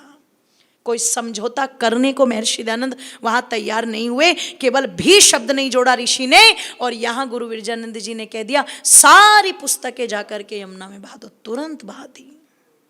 इतना ही नहीं, जब यमुना में बहा करके वापस आए हैं तो महर्षि दयानंद कहते हैं गुरुवर वो तो मैंने बहा दी, अब और क्या करना है? बोले दूसरा काम, जो अब तक तुमने पढ़ा है वो तो उससे भी कठोर था। जो अब तक तुमने पढ़ा है उस सब को संभव है क्या भूलना? आपसे कोई कहे कि A for Apple, B for ball भूल जाओ, आप भूल सकते हो आप? पर दयानंद जी भूल गए, इसीलिए दयानंद दयानंद है। निवेदन कर दूं, गुरुजी ने कहा ये सब अनार्ष विद्याएं हैं, ये तुम्हारे जीवन में केवल अंधकार लाएंगी। अगर जीवन में प्रकाश चाहते हो, अगर जीवन में ज्ञान चाहते हो, अगर जीवन में उजाला चाहते हो, तो तुम्हें इन आर्ष अनार्ष विद्याओं को भूलना पड़ेगा। भूल जाओ। ये नहीं कि कल को मैं कुछ पढ़ाऊं और तुमको मैंने तो वहां ऐसा पढ़ा था, मैंने तो वहां ऐसा पढ़ा था, ये सब नहीं चलेगा मेरे सामने।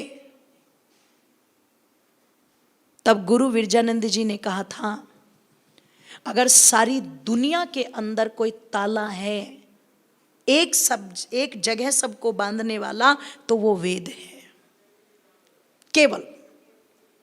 तो ऋषि दयानंद जी कहते, क्या आप मुझे वेद पढ़ाओगे? बोले ना, वेद तो तुम खुद पढ़ना। इस ताले को जिस चाबी से खोला जाता है, उस चाबी का नाम है व्याकरण। तो मैं तुम्हें व्याकरण पढ़ाऊंगा, और जब मैं तुम्हें व्याकरण पढ़ाऊंगा तो उस चाबी से वेद रूपी ताले को तुम बोल दो जरा, और जो उसके अंदर तुम्हें खजाना मिलेगा, क्या बात है, उस खजाने में जो बहुमूल्य संपत्ति तुम्हें मिलेगी, वो संपत्ति तुम्हें इन अनार्ष ग्रंथों में कभी भी मिलने वाली, बोलो। इसलिए तो कवि ने लिखा था, ए वेदों के राहे दयानंद स्वामी, तेरा जग में आना गजब हो गया। वेदों के राहे दयानंद स्वामी, तेरा जग में आना गजब हो गया। वो शिवरात्रि को सभी सो गए थे, तेरा जाग जाना गजब हो गया। वो शिवरात्रि को सभी सो गए थे, तेरा जाग जाना गजब हो गया। वेदों के राही दयानंद स्वामी, तेरा जग में आना गजब हो गया। तेरा जग में आना गजब हो गया।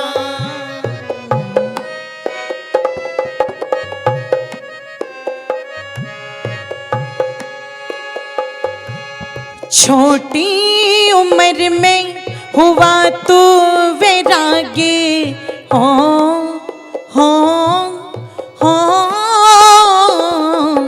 छोटी उम्र में हुआ तू वैरागी। कहाँ सूझती थी तुझे अपनी शादी, छोटी उम्र में हुआ तो वैरागी। कहाँ सूझती थी तुझे अपनी शादी। प्रभु से मिलन की तड़प लेके दिल में, तेरा घर से जाना गजब हो गया। प्रभु से मिलन की तड़प लेके दिल में, तेरा घर से जाना गजब हो गया। वेदों के राही दयानंद स्वामी, तेरा जग में आना गजब हो गया। तेरा जग में आना गजब हो गया। तेरा जग में आना गजब हो गया। हुआ शौक तुझको कि सत्याचरण का,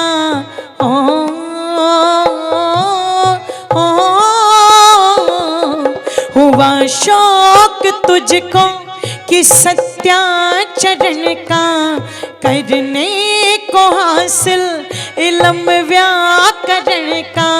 हुआ शौक तुझको कि सत्याचरण का, करने को हासिल इल्म व्याकरण का। दयानंद तेरा विरजानंद दंडी की कुटिया में जाना गजब हो गया। दयानंद तेरा विरजानंद दंडी की कुटिया में जाना गजब हो गया।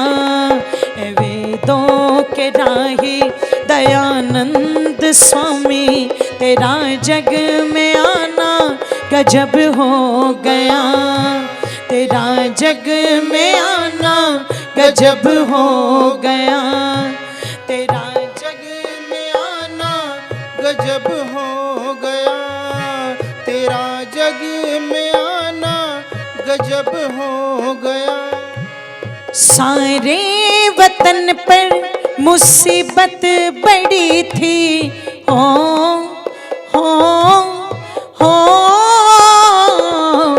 सारे वतन पर मुसीबत बड़ी थी। माता गुलामी की बेड़ी जड़ी थी। सारे वतन पर मुसीबत बड़ी थी। माता गुलामी की बेड़ी जड़ी थी। ऋषि तेरे द्वारा क्रांति की पहली चिंगारी लगाना गजब हो गया। ऋषि तेरे द्वारा क्रांति की पहली चिंगारी लगाना गजब हो गया। वेदों के राही दयानंद स्वामी तेरा जग में आना गजब हो गया। तेरा जग में आना गजब हो गया। तेरा जग में आना गजब हो गया।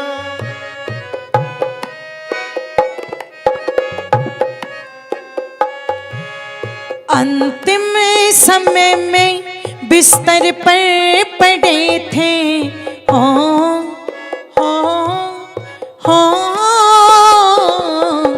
अंतिम समय में बिस्तर पर पड़े थे।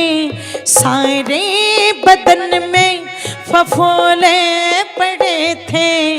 अंतिम समय में बिस्तर पर पड़े थे। सारे बदन में फफोले पड़े थे। ऐसी कठिन और मुश्किल घड़ी में तेरा मुस्कुराना गजब हो गया। ऐसी कठिन और मुश्किल घड़ी में तेरा मुस्कुराना गजब हो गया। वेदों के राही दयानंद स्वामी तेरा जग में आना गजब हो गया। वो शिवरात्रि को सभी सो गए थे। तेरा जाग जाना गजब हो गया। वेदों के राही दयानंद स्वामी तेरा जग में आना गजब हो गया। वो शिवरात्रि को सभी सो गए थे। तेरा जाग जाना गजब हो गया। तेरा जाग जाना गजब हो गया। तेरा जाग जाना गजब हो गया। बोलिए युग प्रवर्तक महर्षि दयानंद जी महाराज की जय। इसलिए जो शिवरात्रि गई है उसको आर्य समाज शिवरात्रि नहीं कहता, उसे आर्य समाज बौद्ध दिवस कहता है। और बौद्ध दिवस क्यों कहा जाता है? क्योंकि इस दिन मूल शंकर नहीं जागा था, भारत का भाग्य जागा था। निवेदन आप लोगों के मध्य में कर दूं, वो जो बौद्धता आई थी, वो जो जागृति आई थी, वो जागृति इसी विषय को तो लेकर के थी। इसी विषय को लेकर के थी कि पात्रता अपने आप में लाने का प्रयास किया। मैं पात्र बनूंगा और मैं ऐसा पात्र बनूंगा कि मैं झूठे शिव के इर्द गिर्द चक्कर नहीं काटूंगा, मैं सच्चे शिव की तलाश करूंगा। ये पात्रता थी। और जब ऐसी पात्रता आ जाए तो फिर उस पर तो परमात्मा की कृपा भी बोल दो जरा। मूल था वो, मूल के साथ में जुड़ गया, मूल के साथ में जुड़ गया और जुड़ करके सारी दुनिया को बता दिया कि दुनिया के लोगों, दया तो परमात्मा की सब पर बरसेगी, पर कृपा परमात्मा की सब पर नहीं बरसेगी। कृपा का पात्र आपको बनना पड़ेगा। वो कृपा आपको लानी है तो बनना पड़ेगा। अब आप सोचो कि सुबह से लेकर के शाम तक हम कितना पात्र अपने आप को बनाते। मैं कह रही थी, जिसको उठते ही परमात्मा याद आ रहे हैं वो इसका मतलब पात्र बनने का प्रयास कर रहा है। जिसको स्नान करते समय परमात्मा याद आ रहे हैं, इसका मतलब वो पात्र बनने का प्रयास, बोल दो जरा, कर रहा है। जिसको भोजन खाते समय परमात्मा याद आ रहे हैं, इसका मतलब वो पात्र बनने का प्रयास तो कर रहा है। जिसको किसी भी कार्य को करने से पहले ईश्वर की याद आ रही है, तो इसका मतलब वो परमात्मा का पात्र बनने का प्रयास तो। और देखो, जो पात्र नहीं है वो बचे या ना बचे, पर परमात्मा के लिए जो पात्र बन जाता वो बचता जरूर है। वो बचता जरूर है। वो बुराई से भी बचता है, वो कष्ट से भी बचता है, वो कलेश से भी बचता है, वो पता लगा मानसिक बीमारियों से भी बचता है। वो इतना मजबूत, इतना अपने अंदर से प्रबल हो जाता है, उसका आत्मिक बल, उसकी विल पावर इतनी बढ़ जाती है कि फिर छोटी छोटी बाधाएं उसको परेशान, बोलो, नहीं करती। इसलिए जब हम इतिहास के पन्नों को पढ़ते हैं तो हम ये नहीं सुनते कि प्रहलाद का पक्ष कमजोर पड़ गया। हम क्या सुनते, बोलो, हिरण्यकश्यप का पक्ष कमजोर पड़ गया। हम नहीं सुनते कि रावण का पक्ष कमजोर पड़ा, वो मजबूत पड़ा हो, राम का पक्ष कमजोर पड़ा हो। हम क्या सुनते हैं, श्री राम का पक्ष मजबूत पड़ा और रावण का पक्ष, बोल दो जरा, कमजोर पड़ा। हम सुनते हैं। हम ये सुनते हैं कि कहीं पर कृष्ण जी नहीं डगमगा रहे हैं, लेकिन दुर्योधन हर जगह डगमगा रहा है, धृतराष्ट्र हर जगह डगमगा रहा है। ये होती है परमात्मा की कृपा की पात्रता की सफलता। बस उस पात्रता को पाने का प्रयास हम बिल्कुल निश्चल भाव से करें। और कैसे करें, आपने सुना होगा, एक ध्रुव नाम का बालक जो चाहता है मैं अपने पिता की गोद में बैठ जाऊं, अपने पिता की गोद चाहता है वो। ध्यान से सुनना, जो बच्चे भी हैं बड़े ध्यान से सुनना। और वो जाकर के किसी तरह से बैठ भी गया जुगाड़ लगा करके, पर जैसे ही वो दरबार में बैठा तो पता लगा कि वहां पर सुरुचि। सुरुचि कौन है ये सुरुचि? ये सुरुचि हम सबके अंदर बैठी हुई है, सबके अंदर। ये ऐसी सुरुचि है कि जब हम चाहते हैं कि चलो संध्या कर ले, 15 मिनट लगाए, तो सुरुचि कहती है नहीं 15 मिनट संध्या करके क्या करोगे, चलो टीवी में ही लगा लेते हैं 15 मिनट।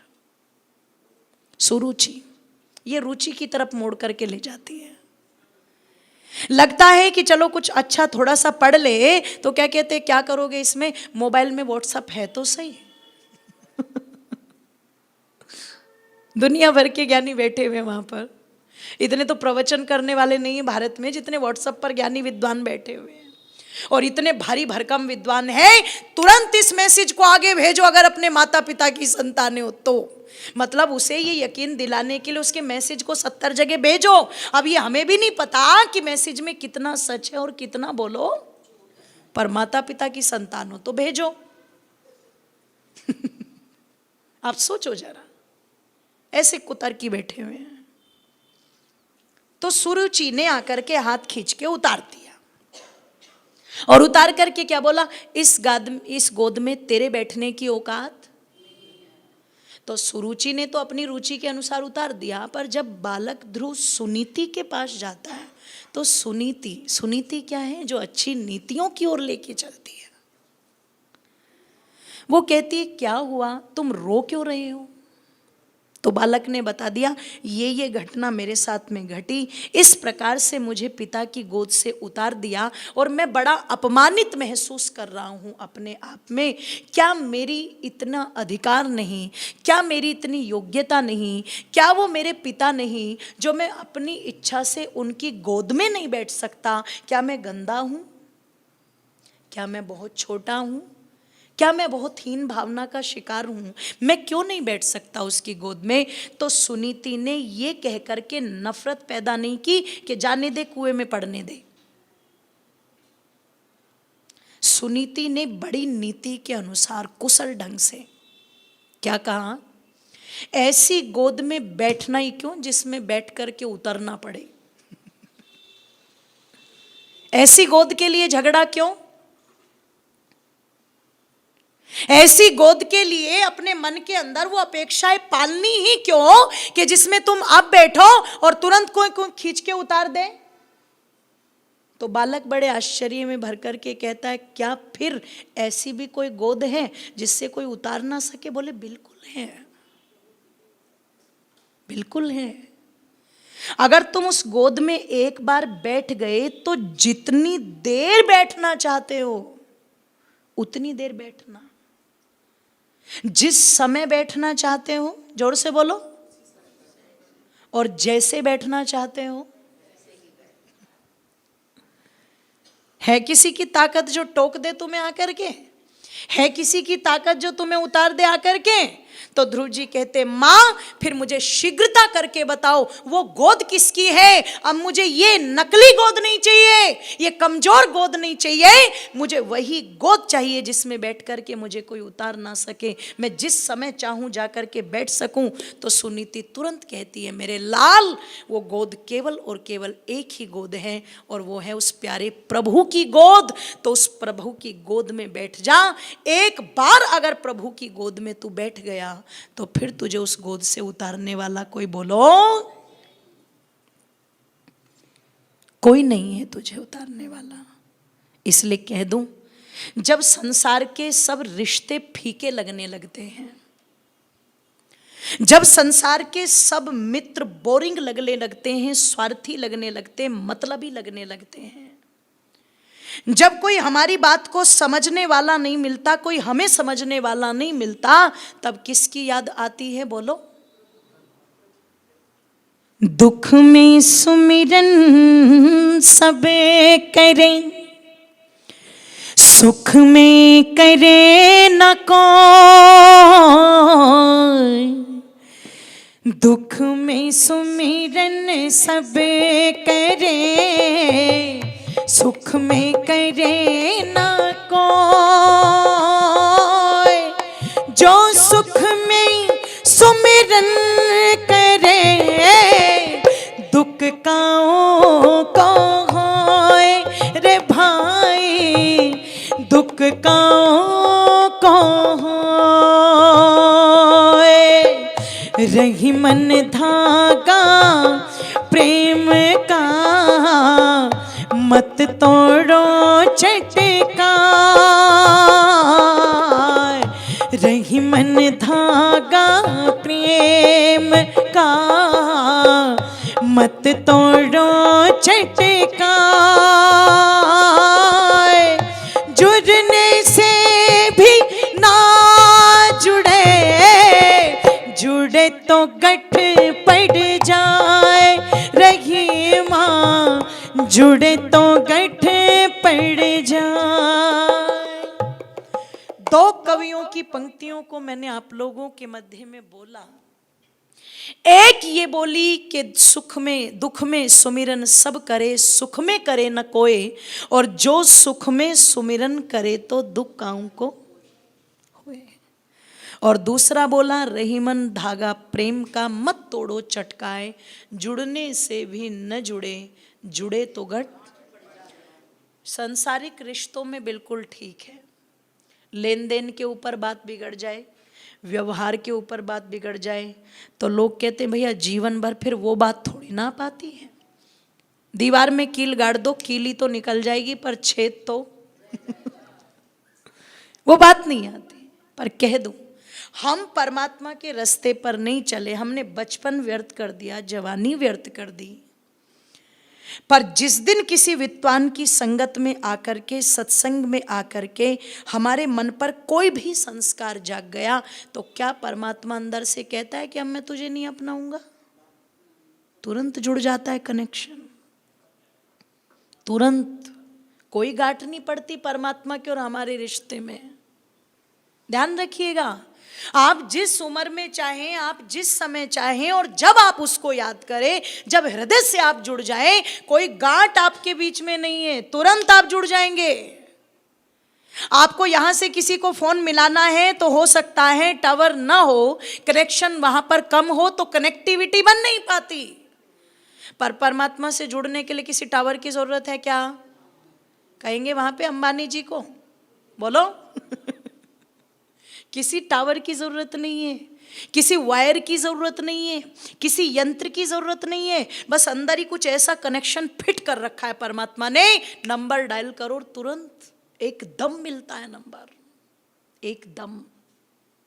ध्यान रखना, इसलिए उस परमात्मा से बड़ा हितैषी हमारा कोई दूसरा नहीं हो सकता। जब संसार में कोई नजर नहीं आता, सब मुख से, ध्यान रखना, एक ही बात निकलती है, हे प्रभु अब मुझे बचाओ, कोई और रास्ता मुझे नजर नहीं आ रहा सिवा तेरे।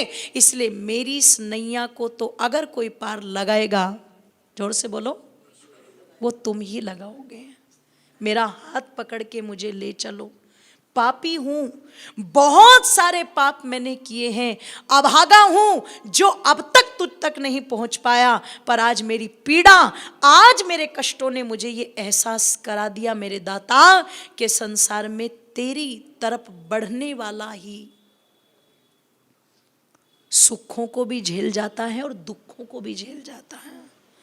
और जो तुझसे दूर है, ना तो वो दुखों को झेल पाता और ना ही वो, बोल दो जरा, सुखों को झेल पाता। अगर सुख आ गए तो रावण की तरह घमंडी बन जाएगा, घमंडी बन जाएगा ना। और कितना घमंडी बनेगा? पहले व्यक्ति से पूछा जाता था, भैया ये जमीन किसकी? अरे साहब आपकी ही है। ये मकान किसका बन रहा है? अरे भैया आपका ही तो मकान है ये पशु आदि किसके बंधे हुए? बोले आपके ही हैं। ये विद्यालय किसका है? बोले आपका ही है। आज पूछने की आवश्यकता नहीं है, किसी को समय भी नहीं है किसी से पूछने का। आदमी जबरदस्ती पकड़ पकड़ के बता रहा है, इधर आ, ये जो बिल्डिंग देख रहा है ना सामने, ये मेरी है। फुर्सत नहीं है किसी को पूछने की, टाइम ही नहीं है किसी के पास में। ये जबरदस्ती बता रहा है उस कोने कोने पे ले जाके।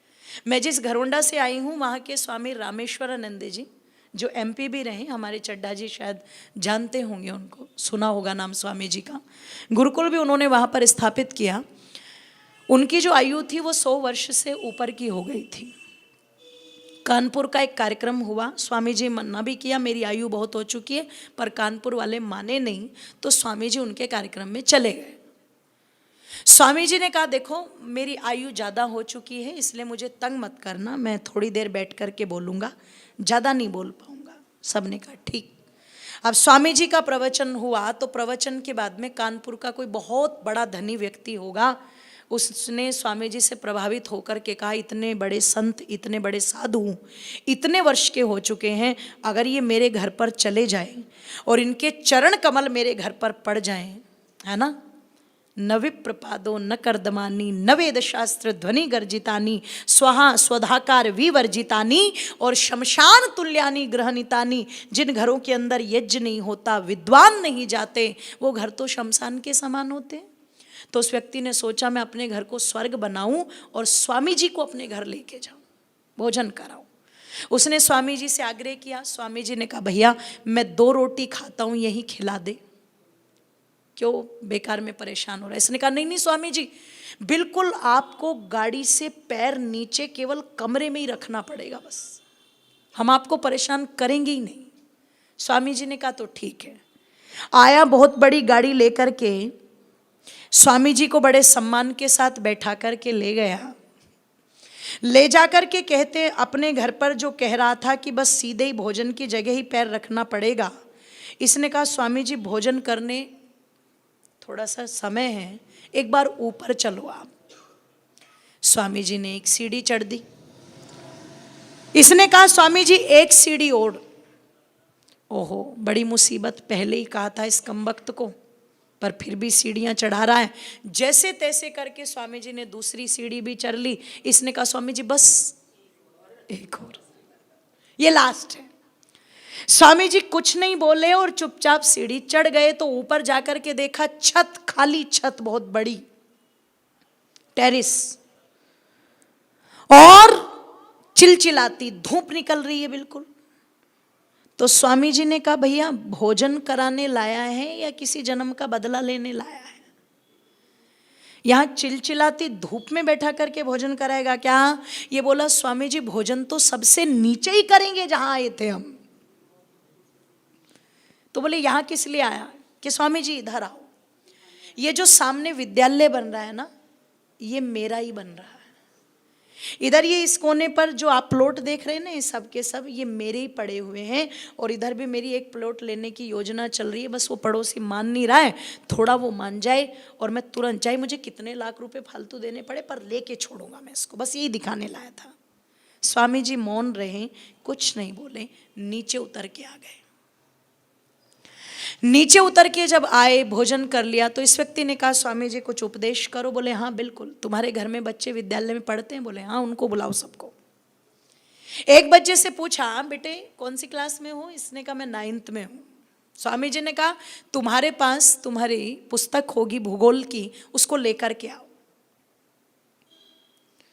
स्वामी जी ने वो भूगोल की, ज्योग्राफी की बुक मंगाई और उसको खोल करके उस व्यक्ति से कहा इसमें संसार के नक्शे में भारत कहाँ है? इसने भारत पर उंगली रख दी। स्वामी जी ये रहा। स्वामी जी ने फिर आगे चल के भारत का नक्शा खोला और भारत का नक्शा खोल के कहा इसमें उत्तर प्रदेश कहाँ है ये बताओ। इस व्यक्ति ने जहां उत्तर प्रदेश लिखा हुआ था बिंदु लगा करके इसने बता दिया स्वामी जी ये रहा उत्तर प्रदेश। स्वामी जी ने आगे उत्तर प्रदेश का नक्शा खोला, बोले इस उत्तर प्रदेश के नक्शे में कानपुर कहाँ है ये बता। अब जहां रेखा खींची थी और एक बिंदु लगा था, इसने कहा स्वामी जी ये रहा कानपुर। स्वामी जी ने कहा इस बिंदु में तेरा स्कूल, तेरा प्लॉट कहाँ है ये बता। ये बड़ा शर्मिंदा हुआ। इसने हाथ जोड़ करके कहा स्वामी जी मेरी इतनी औकात कहाँ? अरे मुझसे बड़ी बड़ी हस्तियां यहां पर पड़ी हैं, मेरी इतनी औकात नहीं है कि मैं इस नक्शे में आ जाऊं। स्वामी जी ने कहा जब तेरी औकात भले आदमी इतनी भी नहीं कि तू कागज के एक पन्ने में भी कहीं नजर आ जाए, तो मेरे घुटने काहे को तोड़ रहा है? 2 रोटी खिलाने लाया था, वो खिलाता हो खिला दे, नहीं मुझे छोड़ या वापस। इसको एहसास हुआ। आज व्यक्ति के अंदर ध्यान रखिएगा अभिमान आ जाता है, सुखों को भी नहीं झेल पाता, वो सुखों को भी नहीं झेल पाता।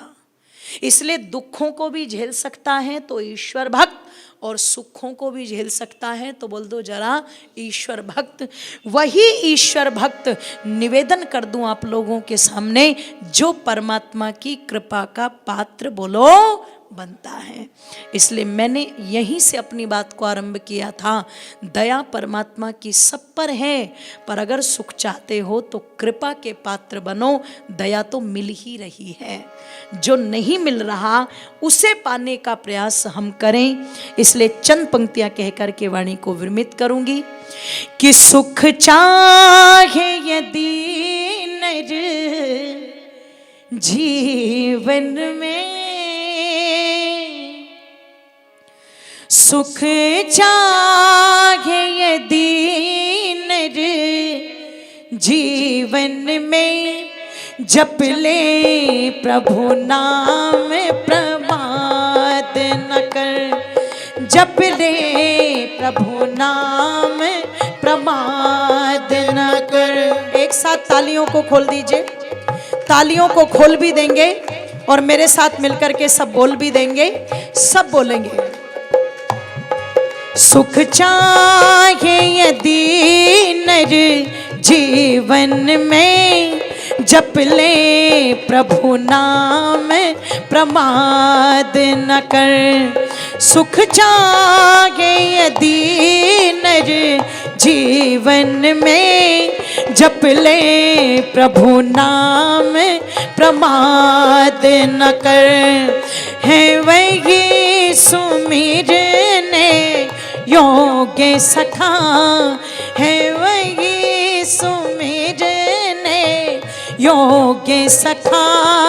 तू और किसी को याद न कर। सुख चाहे यदि नर जीवन में जप ले प्रभु नाम प्रमाद न कर। जप ले प्रभु नाम प्रमाद न कर।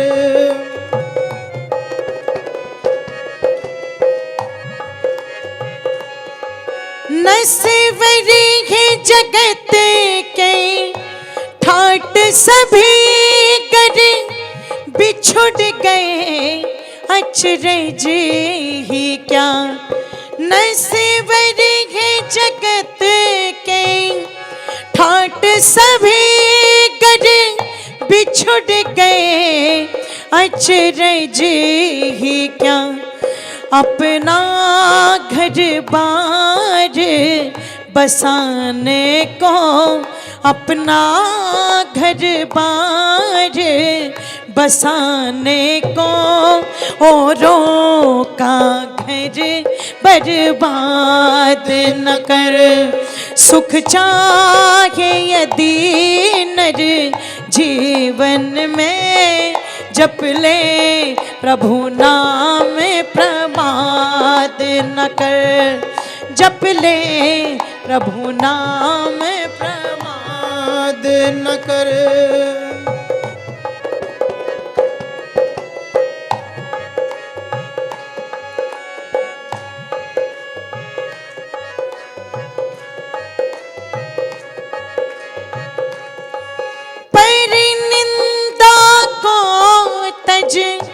कर प्रकाश दर्श बना निज जीवन को। पर निंदा को तज कर प्रकाश दर्श बना निज जीवन को।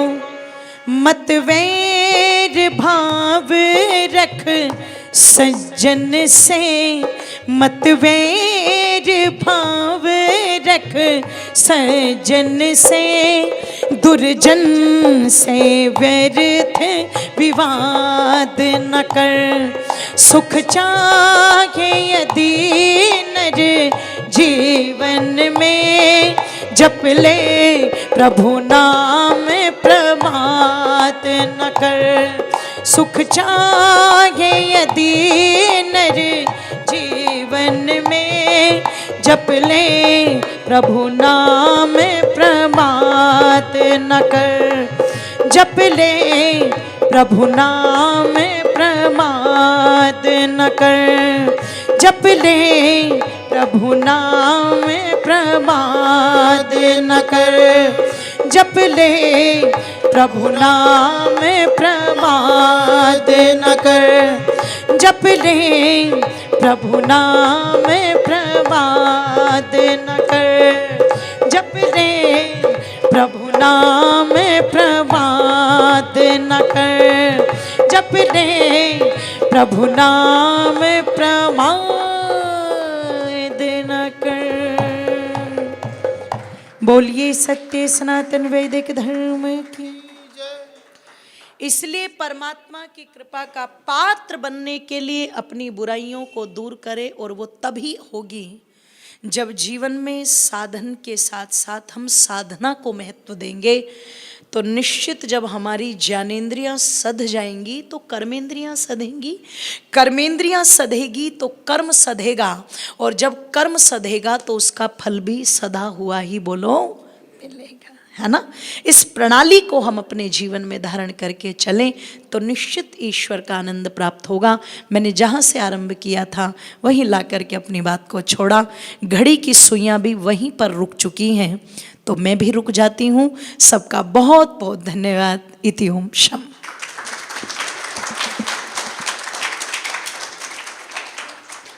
ओम। बहुत बहुत धन्यवाद बहन अंजलि जी का और ब्रजेश जी का। बहुत ही सुंदर भजन सुनाए, एक शिक्षा देते हुए कि हमें अपनी कर्म इंद्रियों को विकसित करना है और उस प्रभु की दया तो मिल ही रही है, कृपा भी प्राप्त करने का प्रयास करना है। ये कार्यक्रम रोज़ शाम को इसी तरीके 27 तारीख शनिवार तक चलेगा। वैसे तो हम ये कार्यक्रम पार्कों में करते हैं हर वर्ष, पिछले वर्ष हुआ ही नहीं वैश्विक महामारी कोरोना की वजह से, और इस बार भी हम पार्कों में न करके यहीं कर रहे हैं। जिन्होंने इसमें भाग लेना है उनका स्वागत है। सुबह भी 7:30 से 8:30 यज्ञ करेंगे, उसमें भी आप यजमान बनिए। आज का ये जो कार्यक्रम है आर्य संदेश टीवी पर प्रसारित हो रहा है, श्रीमती कुसुम जी और दयानंद टांगरा जी के सौजन्य से, उनका भी धन्यवाद। आप सबका धन्यवाद, आप इसमें भाग लिया आपने। अब मैं बहन जी से कहूँगा कि वो शांति पाठ भी करवाएं और कार्यक्रम का समापन करें। आइए सभी सीधे होकर के बैठेंगे। शांति पाठ। ओम द्यौः शान्तिरन्तरिक्षं शान्तिः पृथिवी शान्तिरापः शान्तिरोषधयः शान्तिः वनस्पतयः शान्तिर्विश्वे देवा शान्तिः ब्रह्म शान्तिः सर्वं शान्तिः शान्तिरेव शान्तिः सामा शान्तिरेधि। ॐ शान्तिः शान्तिः शान्तिः। जो बोले सो भय। धर्म की जय। दंडी गुरु स्वामी विरजानंद जी महाराज की जय। युग प्रवर्तक महर्षि दयानंद जी महाराज की जय। संसार के समस्त ऋषि मुनि महापुरुषों की जय। भारत माता की जय हो। मर्यादा पुरुषोत्तम श्री राम की जय हो। योगेश्वर घनश्याम की जय हो। सत्य सनातन वैदिक धर्म की जय हो। वेद की ज्योति जलती रहे, ओम का झंडा ऊंचा रहे, आर्य समाज अमर रहे। वैदिक अभिवादन सभी को सादर नमस्ते। नमस्ते जी।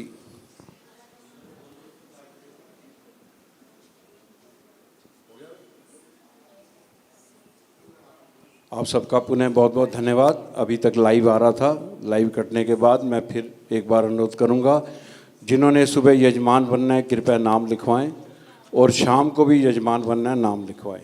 ये कार्यक्रम इसी तरीके शनिवार तक चलेगा, सुबह 7:30 से 8:30 और शाम को 5:30 हमने टाइम लिखा है, लेकिन हम 5:15 शुरू कर देंगे क्योंकि 6 बजे यहाँ पर कार्यक्रम शुरू हो जाएगा। यज्ञ बहुत छोटा हो जाएगा, आज भी लेट हो गए थे, तो जो आगे यजमान बनेंगे 5:15 बजे आएंगे। और आप सब सदस्यों से भी अनुरोध है कि 5:15 तक आएँ। आर्यवीरों से भी अनुरोध है कि आके शांतिपूर्वक बैठें, कैमरे के आगे उनके मुंह सिर नहीं चलने चाहिए, शांति से बैठो और आप भी 6 बजे तक आ जाओ।